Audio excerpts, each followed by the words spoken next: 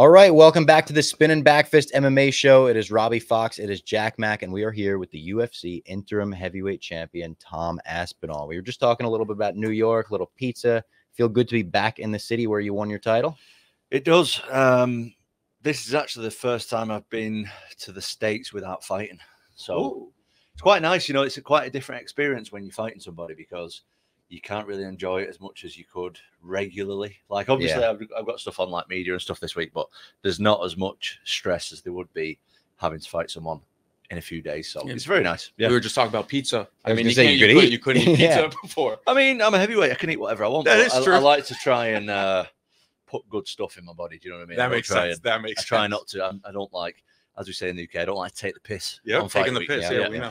You're here for the solar eclipse in America? Is that why you came? No, I only learned about it before. But I've got the sunglasses in the pocket just in case. Did you get them? Just in case. Nice. No, not. I've just got normal sunglasses. Oh, okay. People have those like paper ones. No. I didn't know about it until today. Is that globally or is that just like in New York or what? I don't know because I know it depends on where you are. Like I know we're not getting the full eclipse. I think like Ohio's getting the full one. Vermont. We're not getting the full one, but guys. Yeah, I was gonna say astrology. Look right up to it. Have you seen the clip of Trump looking right up at it? Yeah, that's really funny. None of that. No. Yeah, you got to be careful. When you won the title, it was such a whirlwind fight. It felt like it was like an oh my god, we know that this is probably not going to last long. Did you feel that way going in, or were you kind of prepared for like this could be a 5-round battle? I thought it was going to be a 5-round battle, to be honest. Really? Which is not. Let me just say that's not what I wanted. Yeah, of course not. No, yeah. Especially because I think a lot of people, especially from my reaction from the fight, I obviously was pretty emotional after I won. It wasn't because of the magnitude of the fight. Obviously, that was great. But the fact that I didn't train for the fight really was the biggest issue for me mentally. It's like, usually I get like 8-10 weeks, whatever. And all my focus is going towards that date, that person. But this time I took the fight on 2 weeks' notice. And yeah, it was just a different experience for me mentally. But when we're talking about how long the fight's going to last and stuff, like Pavlovich is a dangerous knockout guy. He's obviously a massive guy. And I thought that I would have to take him into the late rounds to tire him out a little bit. And obviously that wasn't the case, which I'm very happy with.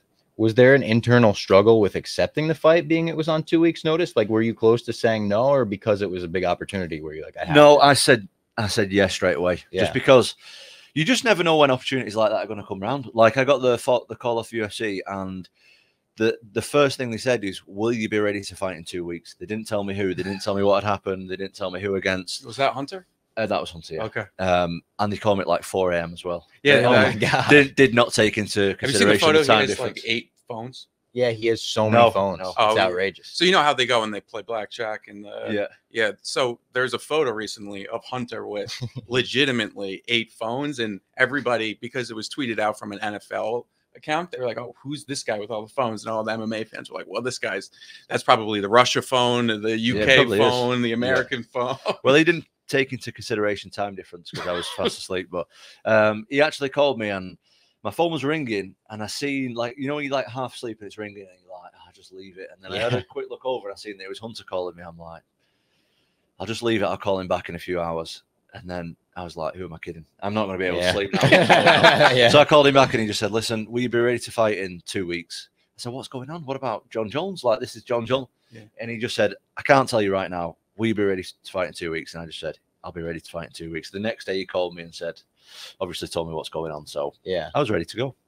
That's crazy. I wasn't ready. Yeah. I would have definitely liked to have been in better condition physically and mentally, but you got to take your chances sometimes. Yeah, maybe that was strategy. Maybe he took into consideration the time difference and was like, here's how I got him to accept. Yeah. He's going to be half asleep. He's going to be like, oh, it fight worked. whoever. It worked. It definitely worked.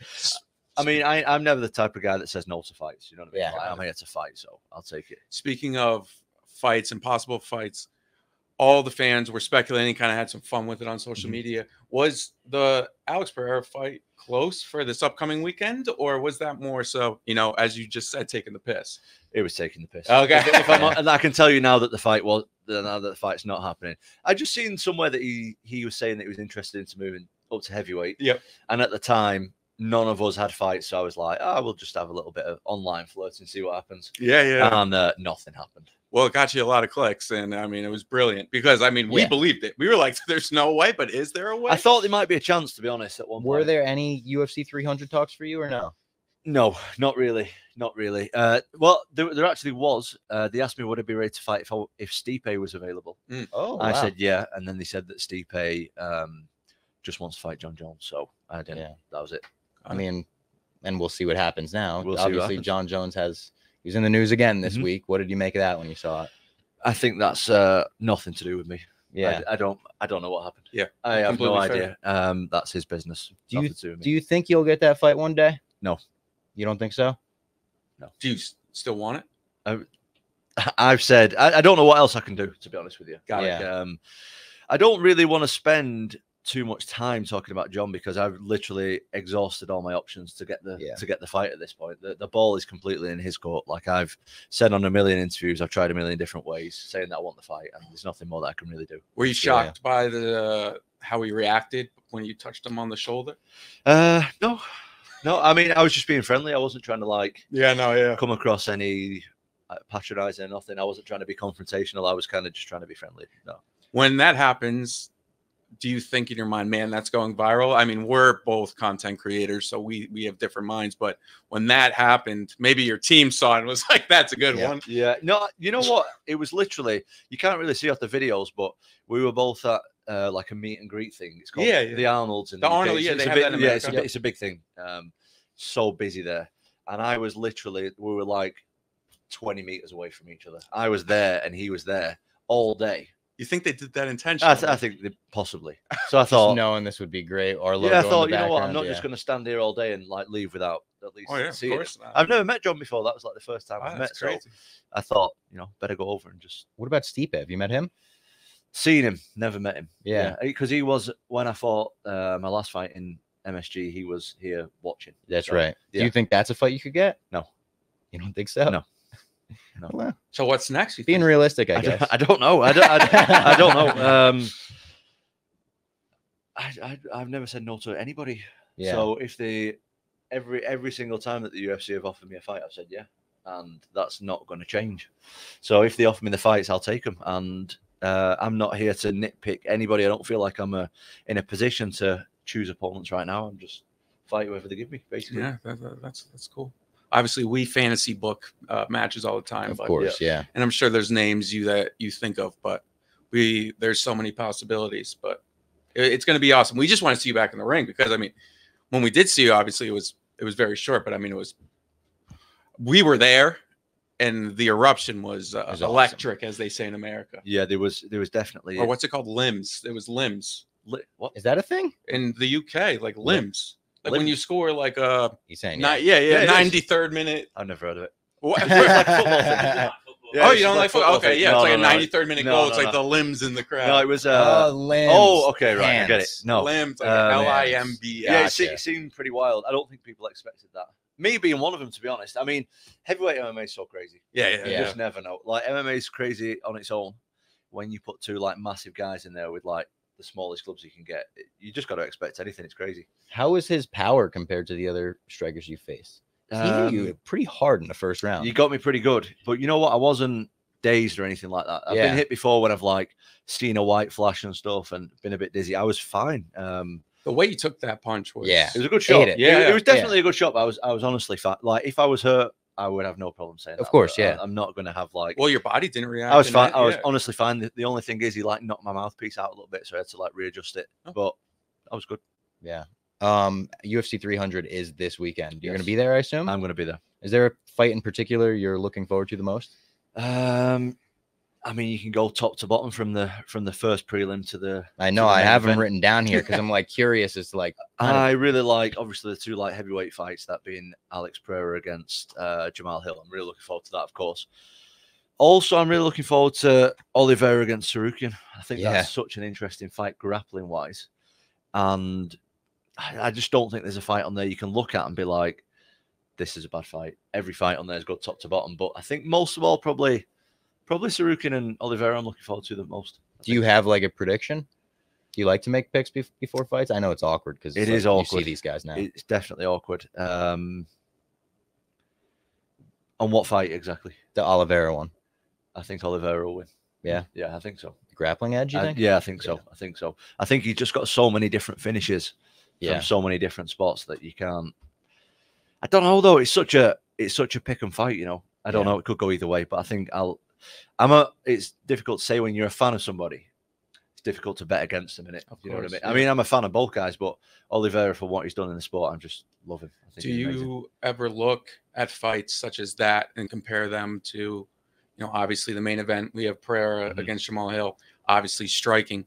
Do you have a preference or a fight that obviously Saruki and Oliveira look at the grappling going? They both have pretty good hands as well.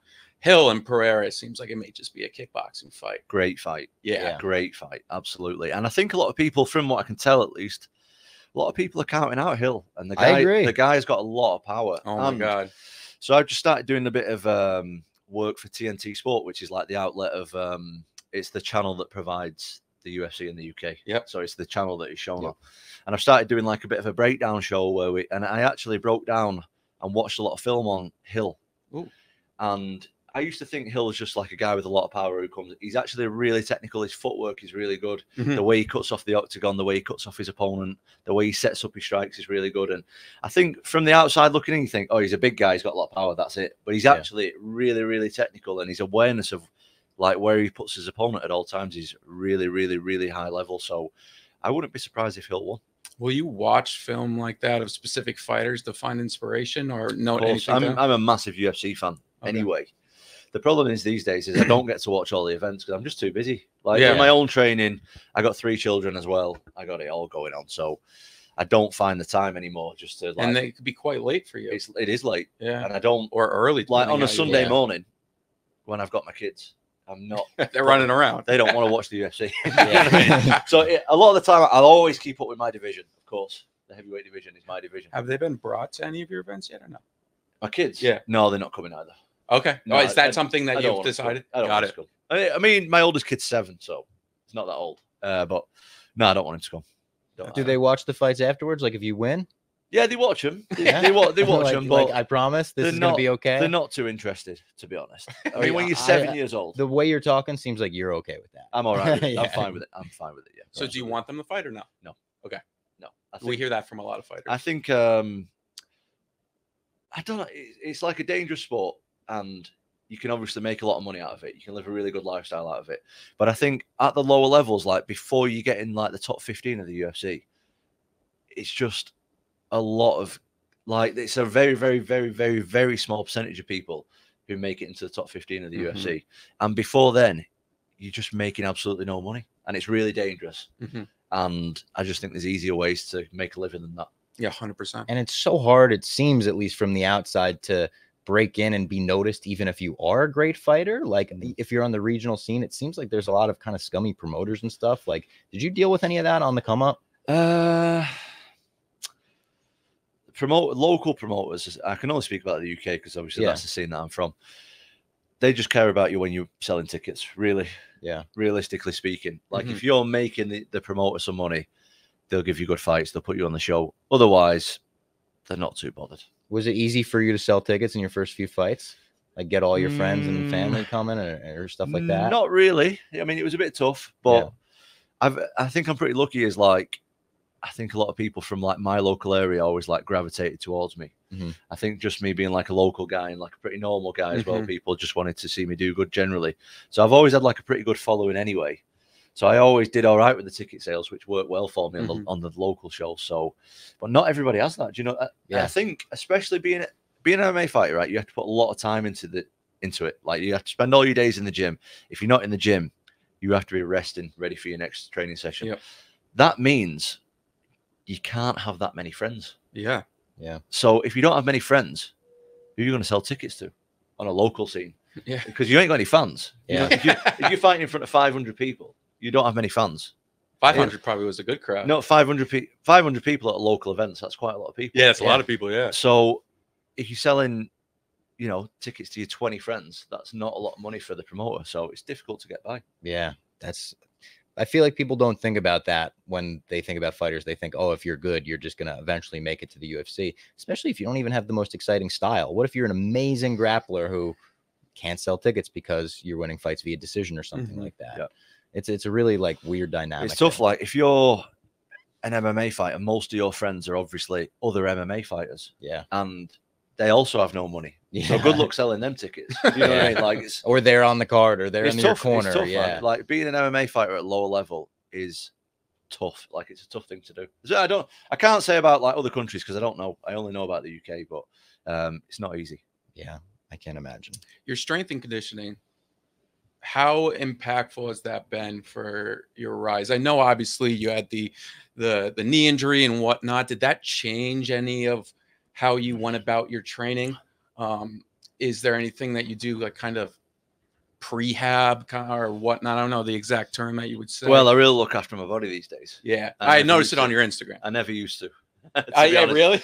Oh, you know what? I used to think that, and this used to be the case. I was never proved wrong, so I didn't really change anything. But I used to think, right, as long as I train hard in the gym, that's all I need. Got it. And that was good for a long period of time. But as you get a little bit older, as you start seeing how other people do it, as your body starts wearing a little bit, you realize that your training is definitely a massive part of it, but also how you live outside the gym is massive as well. Like your diet, your strength and conditioning, your recovery, all that kind of boring stuff that is boring. It's really important. So yeah, I take it all really seriously. Yeah. You can tell from the Instagram, and I didn't know if that was something that changed throughout your career or it definitely evolved. I do a lot of stuff now for my body just to keep it fresh. But the little stuff, like I'm really realizing now, especially as I get older, is like to be amazing at something. Yeah. And I'm not saying that I am amazing at something. I've still got a long way to go. But to be really, really high level, you need to be a fucking boring human being. Yeah. You really do. Honestly, you do. Like you need to do the same stuff every day. You don't have time for people. You have to sleep a certain amount. Have to, mate, I'm religious for sleep. It like between the hours of like 12 and 2 every day. I get back from training and I sleep every day. Yeah. I listened to Habib talk about that too. It was train, sleep, train, That's sleep. all. Like you don't have time to be, and you don't have the energy to put into other stuff. Honestly, like I don't do anything else really apart from be with my kids and do MMA. I don't have time for nothing else. When you see other fighters have these other businesses and whatnot, obviously they're thinking about their post-fighting career and whatnot. Do you think, how do they have the time? Sometimes they may just be the face. I think a lot of the time they've got to be the face. Yeah, in my opinion. They just don't have time. Like I'm doing stuff outside of fighting as well, but the time that like first thing first is training for me. Like if it takes up any amount of my time, I'm saying no to it. Like, and what's the difference for your training schedule inside of camp, outside of camp? I always train twice a day, regardless. Like even here now, like I'm in America, I trained this morning. Where did you go? We just went to a local gym. We just did some lifting this morning, and we're going to do a little workout later. We're just going to run and do some sprints and stuff. The intensity changes. The intensity changes. Yeah. A lot more sparring. Now I exclusively train with heavyweights, which is something that I didn't do for a long time. Massively important for big guys. Yeah. Like if you're a big guy, you have to train with big guys. Hard to probably find. Hard to find. But if you want to be the best, you got to find it. Simple as that. Yeah. How do you stand? Where do you stand on the frequency of sparring? Like how frequent a fighter should spar during camp? I don't spar anymore. Really. I mean, intensely. I don't intensely spar unless I've got a fight coming up. Unless I've got a fight booked. And I'm in 8 weeks of my fight. I will not heavy spar at all. Like I've been sparring definitely, like, but I'm sparring like around here and around there with teammates who have got fights coming up. Otherwise, I will not. In my opinion, I've been hitting up times in the head in the gym, hard. Yeah. To keep doing that, like I'll definitely, you definitely have to spar, in my opinion, to get used to the intensity of fighting and having punches coming at you and stuff. But to do that year round, I ain't doing that anymore. I've done enough of that. Yeah. I don't know how fighters do that year round. Like Sean Strickland talks about basically exclusively hard sparring. I mean, that's you know what though. It's like I can see where he comes from. Like as a fighter, I would much rather spar than do anything else. I enjoy sparring. Like that's instead of just doing like wrestling training. Sometimes the other stuff's pretty boring. Like I don't like doing a lot of the training. I love sparring though. It gets my adrenaline going. Do you know, that's why I like it. But there's nothing like knocking somebody out in front of thousands of people. Yeah. And I want to get there. I want to get there. Like that's the goal. Is I want to get there and do that. Like I don't want to get injured and brain trauma and all that in the gym. There's obviously a lot of rumors about the UFC's return to the UK. When are they going to return? Where are they going to return? If they have a pay-per-view in the UK, are you going to make it a point to try to get on? Oh, absolutely. Yeah, absolutely. And there are rumors about Manchester, and I'm from Manchester. I've seen a lot of Manchester rumors. That's the one I'm really excited there's about. nothing confirmed at the moment, but I can't imagine in my mind sitting and watching other people fight in my city and not fighting myself. Yeah. I think that would just seriously hurt my ego, and I don't want it. That's not happening. Like, no, that seems healthy. Yeah, you want to fight in your hometown. I have to fight if it comes to Manchester. Well, I hope that it does come to Manchester. I hope you get a fight. Thank you for coming through the New York office today. And we'll see you at UFC 300. I'll see you there, gentlemen. Thank you. Sweet.